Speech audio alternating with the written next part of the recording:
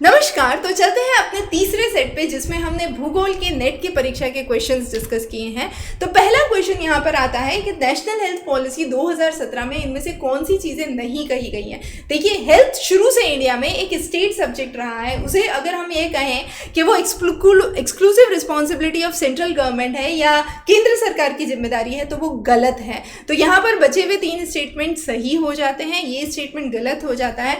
Even अगर आपने national health policy 2017 अच्छे से नहीं पढ़ा है और आपको नहीं याद है तो भी आप इस क्वेश्चन को अटेम्प्ट कर सकते हैं। तो कभी भी इस तरीके के क्वेश्चन आए तो घबराएं नहीं, एटलीस्ट क्वेश्चन पढ़ें, देखें, समझें, कोशिश करें उसको सॉल्व करने की। भारत की जियोपॉलिटिक्स ऑफ इंडियन ओशन की अगर हम बात करें तो भारत के इंडियन ओशन का विस्तार स्ट्रेट ऑफ मलाक्का से स्ट्रेट ऑफ मोजाम्बिक से लेके आपके वेस्ट कोस्ट ऑफ ऑस्ट्रेलिया तक है। लगभग 2.7 मिलियन पीपल इस पे आश्रित हैं। बहुत सारे मिनरल रिसोर्सेज यहाँ पर देखे गए हैं। इसमें से एक जो प्रमुख सी है जिसे हम बे ऑफ बंगाल कहते हैं, उसका नाम भारत के एक राज्य पे रखा गया है और ये दर्शाता है कि इस पूरे रीजन में भारत एक इम्पॉर्टेंट पावर रहा था पुराने समय में भी। और इसी मार्ग पे बहुत सारी जगहों पे चाइना ने अपने छोटे छोटे बेसेस बनाए हैं जो कि या तो उन कंट्री को मदद करके हैं, सपोर्ट करके हैं, या उन कंट्री पे कब्जा करके हैं।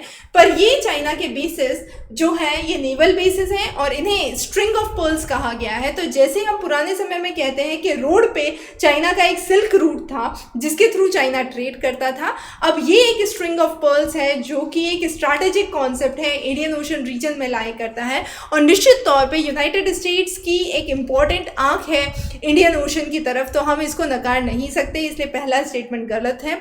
बहुत सारा ट्रेड जो ऑयल का है वो इन कंट्री से पास होता है क्योंकि यहाँ पर मिडिल ईस्ट का जो ट्रेड है ऑयल के थ्रू वो इम्पॉर्टेंट है, तो ये स्टेटमेंट भी यहाँ पर गलत हो जाता है। तो तीसरे और चौथे स्टेटमेंट इस केस में सही होते हैं। अब देखिए, अलग अलग पहाड़ियों के मेजर पीक्स कौन से हैं और उनकी हाइट कितनी है। अरावली का सबसे इंपॉर्टेंट पीक है गुरु शिखर जो कि 1722 मीटर्स हाई है। सतपुड़ा में है धूपगढ़ जो कि 1352 मीटर्स ऊंचा है। विंध्या में है सद्भावना शिखर जिसे हम गुडविल पीक भी कहते हैं जो कि काफ़ी कम हाइट का है, 752 मीटर्स ये है। और मीज़ो में फोंगपुई करके जगह है जो कि 2157 मीटर ऊंचा है। तो इन सब में से हम कह सकते हैं कि मीज़ो हिल्स का पीक सबसे ऊंचा है। इस तरीके के क्वेश्चन अक्सर पूछे जाते हैं, अच्छे से तैयार करिए।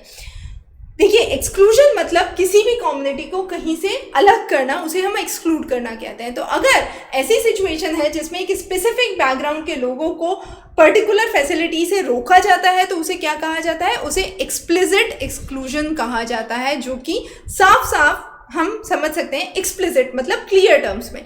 इसके अलावा कई सारे एक्सक्लूजन होते हैं, data exclusion, special exclusion, social exclusion.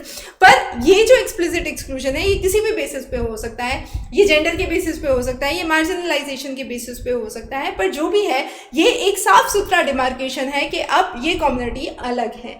अब कुछ मेजर कॉन्फ्रेंसेस कमीशन आए हैं और उनका क्या रोल है उनके बारे में हम चर्चा करते हैं। देखिए, ब्रुटलैंड कमीशन के थ्रू एक रिपोर्ट आई थी जिसे कहा गया था common future.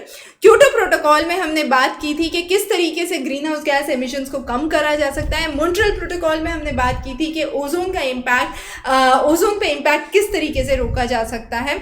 Sustainable development goals में हम 5 पिलर्स की बात करते हैं, people, prosperity, planet, peace and partnership. और पेरिस एग्रीमेंट में हम शुरू से ही एक ही बात पे फोकस कर रहे हैं कि जो ग्लोबल वार्मिंग हो रही है ये 1.5 डिग्री सेल्सियस से ज़्यादा नहीं बढ़नी चाहिए। तो ये इसके करेक्ट मैचेस हैं जो आप देख सकते हैं।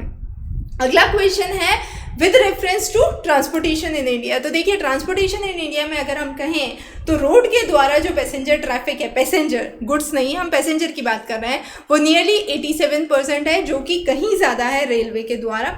इसी तरीके से भारतमाला प्रोजेक्ट के अंदर कई सारे इकोनॉमिक कॉरिडोर्स स्थापित हुए हैं, मल्टी मॉडल लॉजिस्टिक पार्क्स स्थापित हुए हैं, तो ये भी एक सही उत्तर बैठता है। तो ए और बी आपका यहीं पे सही चॉइसेस बनते हैं। तो इस तरीके के क्वेश्चंस बहुत सारे आपके यूजीसी नेट की परीक्षा में पूछे गए हैं। आगे और भी हम इसके ऊपर चर्चा करते रहेंगे। डिटेल आंसर्स और एक्सप्लेनेशंस डोरस्टेप ट्यूटर के क्वेश्चन बैंक में एज ऑलवेज अवेलेबल रहेंगे। आप नीचे दिए गए नंबर पर संपर्क कर सकते हैं। अगर आपका माध्यम हिंदी या अंग्रेजी है तो दोनों में ही आप तैयारी कर सकते हैं। अधिक जानकारी के लिए नीचे दिए गए नंबर पर संपर्क करें। जुड़ने के लिए बहुत बहुत धन्यवाद। Subscribe for further lectures.